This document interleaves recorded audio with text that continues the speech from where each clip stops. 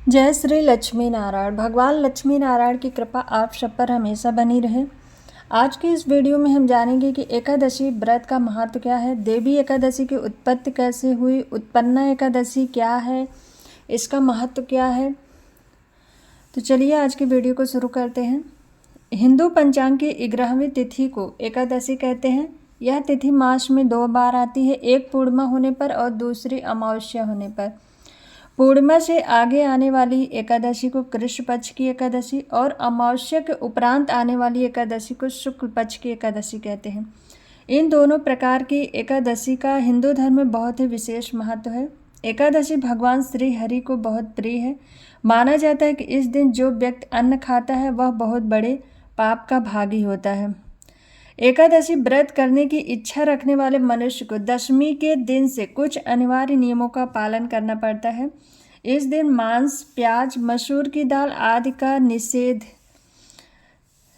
है, सेवन नहीं करना चाहिए। इन चीज़ों का रात्रि को पूर्ण ब्रह्मचर्य का पालन करना चाहिए तथा भोग विलास से दूर रहना चाहिए। एकादशी के दिन प्रातः लकड़ी का दातून न करें। नींबू, जामुन व आम के पत्ते लेकर चबा लें और उंगली से कंठ साफ सुथरा कर लें। वृक्ष से पत्ता तोड़ना भी वर्जित है, अतः स्वयं गिरा हुआ पत्ता लेकर सेवन करें। यदि संभव न हो तो पानी से 12 बार कुल्ले कर लें, फिर स्नान आदि कर मंदिर में जाकर गीता का पाठ करें एवं पुरोहित जी से गीता का पाठ श्रवण भी कर सकते हैं। प्रभु के सामने इस प्रकार प्रण करना चाहिए कि आज मैं चोरी करने वाले, पाखंडी और दुराचारी मनुष्यों से बात नहीं करूंगा और न ही किसी का मन दुखाऊंगा। रात्रि को जागरण कर कीर्तन करूंगा। ओम नमो भगवते वासुदेवाय इस 12 मंत्र का जप करें। राम, कृष्ण, नारायण आदि विष्णु के सहस्र नाम को कंठ का भूषण बनाएं। भगवान विष्णु का स्मरण कर प्रार्थना करें कि हे त्रिलोकीनाथ, मेरी लाज आपके हाथ में है, अतः मुझे इस प्रण को पूरा करने की शक्ति प्रदान करिए। यदि भूलवश किसी निंदक से बात कर ली भी तो भगवान सूर्य नारायण का दर्शन कर धूप दीप से श्री हरि की पूजा कर क्षमा मांग लेना चाहिए। एकादशी के दिन घर में झाड़ू नहीं लगाना चाहिए, क्योंकि चींटी आदि सूक्ष्म जीवों की मृत्यु का भय बना रहता है। इस दिन बाल नहीं कटवाना चाहिए, न ही अधिक बोलना चाहिए। अधिक बोलने से मुख से न बोलने वाले भी शब्द निकल जाते हैं। इस दिन यथाशक्ति दान करना चाहिए, किंतु स्वयं किसी का दिया हुआ अन्न कदापि ग्रहण नहीं करना चाहिए। दशमी के साथ मिली हुई एकादशी वृद्ध मानी जाती है। वैष्णवों को योग्य द्वादशी मिली हुई है। एकादशी का व्रत करना चाहिए।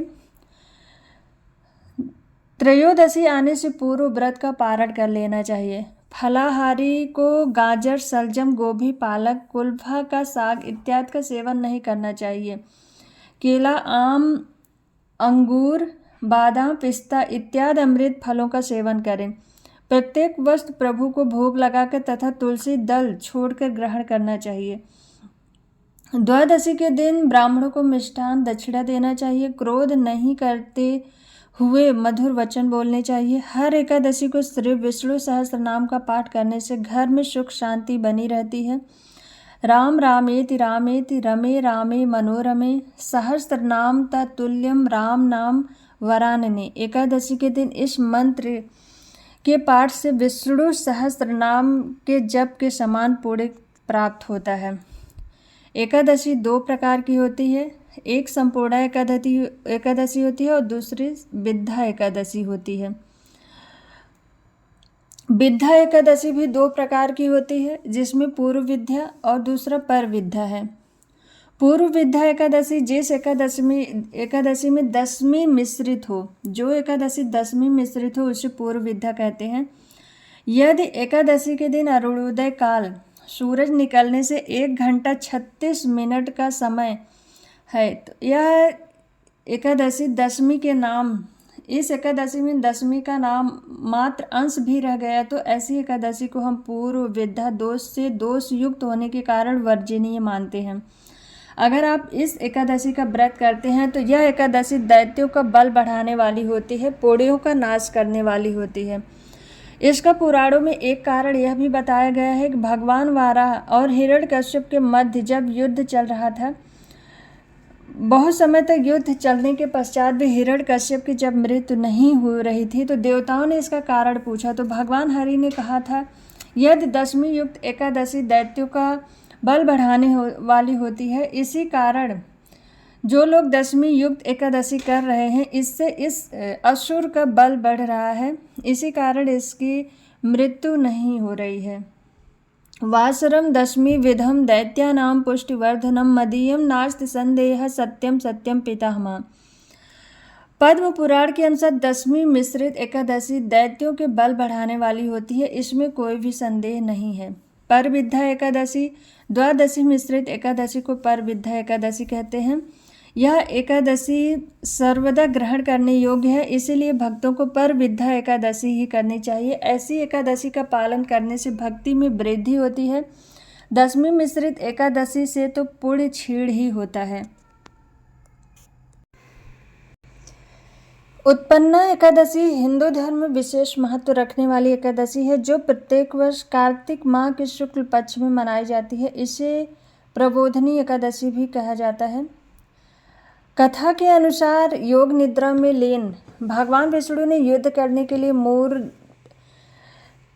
दैत्य भगवान विष्णु से युद्ध करने के लिए पहुंचा। इस दौरान भगवान की शक्ति से एक देवी प्रकट हुई, जिसे एकादशी देवी हम कहते हैं। उन्होंने अपनी दिव्य शक्ति से मोर दैत्य का वध किया था। उत्पन्ना एकादशी का व्रत विशेष रूप से आत्मशुद्धि, पुण्य लाभ और मानसिक शांति के लिए किया जाता है। इस दिन भक्तजन उपवासी रहकर भगवान विष्णु की पूजा अर्चना और मंत्रों का जाप करते हैं, जिससे जीवन में सुख समृद्धि बनी रहती है। उत्पन्ना एकादशी के शुभ मुहूर्त और पारण के बारे में आइए जानते हैं। उत्पन्ना एकादशी तिथि 26 नवंबर 2024 को देर रात 1:01 पर शुरू हो रही है। यह तिथि 27 नवंबर 2024 को देर रात 3:47 पर समाप्त हो रही है। उत्पन्ना एकादशी का व्रत 26 नवंबर 2024 को प्रारंभ होकर 27 नवंबर 2024 को द्वादशी के दिन पारण किया जाएगा। व्रती इस दिन उपवासी रहकर विशेष पूजा अर्चना करते हैं। पारण के बाद दान पुण्य करने से पुण्य की प्राप्ति होती है।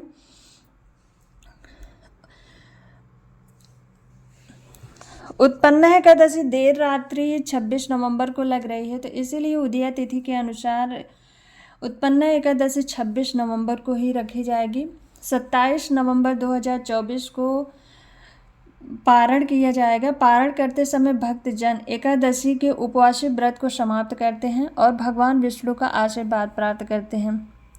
इस दिन स्नान करने के बाद भगवान विष्णु की पूजा करने से पहले भगवान विष्णु की विधिवत पूजा की जाती है, उसके बाद ही व्रत का पारण किया जाता है। उत्पन्ना एकादशी व्रत का महत्व व कथा। धर्मराज युधिष्ठिर कहने लगे कि हे भगवान, मैंने कार्तिक शुक्ल पक्ष एकादशी अर्थात प्रबोधिनी एकादशी का सविस्तार वर्णन सुना है।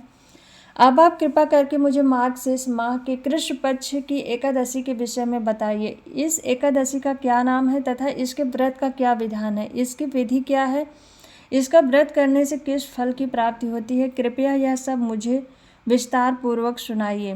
भगवान श्री कृष्ण बोले, मार्गशीर्ष माह के कृष्ण पक्ष में आने वाली इस एकादशी को उत्पन्ना एकादशी कहते हैं। यह व्रत शंखोधार तीर्थ में स्नान करके भगवान के दर्शन करने से जो फल प्राप्त होता है, उसके बराबर पुण्य मिलता है। व्रत करने वाले भक्त को चोर, पाखंडी, पर स्त्रीगामी, निंदक, मिथ्याभाषी तथा किसी भी प्रकार के पापी से बात नहीं करनी चाहिए। इसका महात्म मैं तुमसे कहता हूँ, ध्यानपूर्वक सुनो। युधिष्ठिर कहने लगे कि हे भगवान, आपने हजारों यज्ञ और लाख गौदान को भी एकादशी व्रत के बराबर नहीं बताया है, सो यह तिथि सब तिथियों में उत्तम कैसे हुई, यह मुझे आप कृपा करके बताइए। भगवान कहने लगे, हे युधिष्ठिर, सतयुग में मूर नामक दैत्य उत्पन्न हुआ। वह बड़ा बलवान और भयानक था। उस प्रचंड दैत्य ने इंद्र, आदित्य, वसु, वायु, अग्नि आदि समस्त देवताओं को पराजित करके भगा दिया था। तब इंद्र सहित सभी देवताओं ने भयभीत होकर भगवान शिव से सारा वृत्तांत कहा और बोले, हे कैलाशपति, मूर दैत्य से भयभीत होकर सब देवता मृत्यु लोक में फिर रहे हैं। तब भगवान शिव ने कहा, हे देवताओं, तीनों लोकों के स्वामी, भक्तों के दुखों का नाश करने वाले भगवान विष्णु की शरण में जाओ। वे ही तुम्हारे दुखों को दूर कर सकते हैं। शिव जी के ऐसे वचन सुनकर सभी देवता क्षीर सागर में पहुंचे। वहां भगवान को शयन करते देखकर हाथ जोड़कर उनकी स्तुति करने लगे। हे देवताओं द्वारा स्तुति करने योग्य प्रभु, आपको बारंबार नमस्कार है। देवताओं की रक्षा करने वाले मधुसूदन, आपको नमस्कार है। आप हमारी रक्षा करें। दैत्यों से भयभीत होकर हम आपकी शरण में आए हैं। आप इस संसार के कर्ता, माता पिता, उत्पत्ति और पालन करता और संहार करने वाले हैं। सबको शांति प्रदान करने वाले हैं। आकाश और पाताल भी आप ही हैं। सबके पितामह ब्रह्म, सूर्य, चंद्र, अग्नि, सामग्री, होम, आहुति, मंत्र, तंत्र, जप, यजमान, यज्ञ, कर्म, कर्ता, भोक्ता भी आप ही हैं। आप सर्वव्यापक हैं। आपके सिवा तीनों लोकों में चर और अचर कुछ भी नहीं है।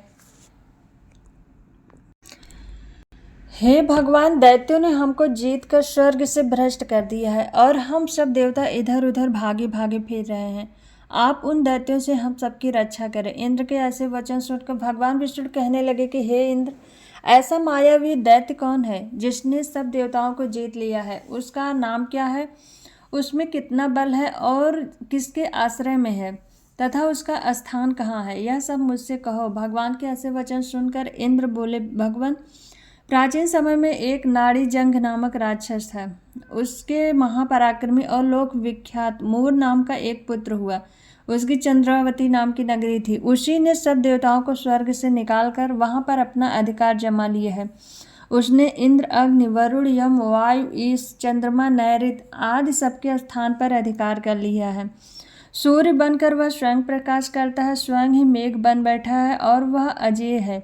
हे असुर निकंदन, उस दुष्ट को मारकर देवताओं को अजेय बनाइए। यह वचन सुनकर भगवान ने कहा, हे देवताओं, मैं शीघ्र ही उसका संहार करूंगा। तुम चंद्रावती नगरी को जाओ। इस प्रकार कहकर भगवान सहित सभी देवताओं ने चंद्रावती नगरी की ओर प्रस्थान किया। उस समय जब दैत्यमूर सेना सहित युद्ध भूमि में गरज रहा था, उसकी भयानक गर्जना सुनकर सभी देवता भय के मारे चारों दिशाओं में भागने लगे। जब स्वयं भगवान रणभूमि में आए तो दैत्य उन पर भी अस्त्र शस्त्र आयुध लेकर दौड़ पाया। भगवान ने उन्हें सर्प के समान अपने बाणों से बीध डाला, परंतु बहुत से दैत्य मारे गए। केवल मूर बचा रहा। वह अविचल भाव से भगवान के साथ युद्ध करता रहा। भगवान जो भी तीक्ष्ण बाण चढ़ाते वह उसके लिए पुष्प सिद्ध होता था। उसका शरीर छिन्न भिन्न हो गया, किंतु वह लगातार युद्ध करता रहा। दोनों के बीच मल्ल युद्ध भी हुआ।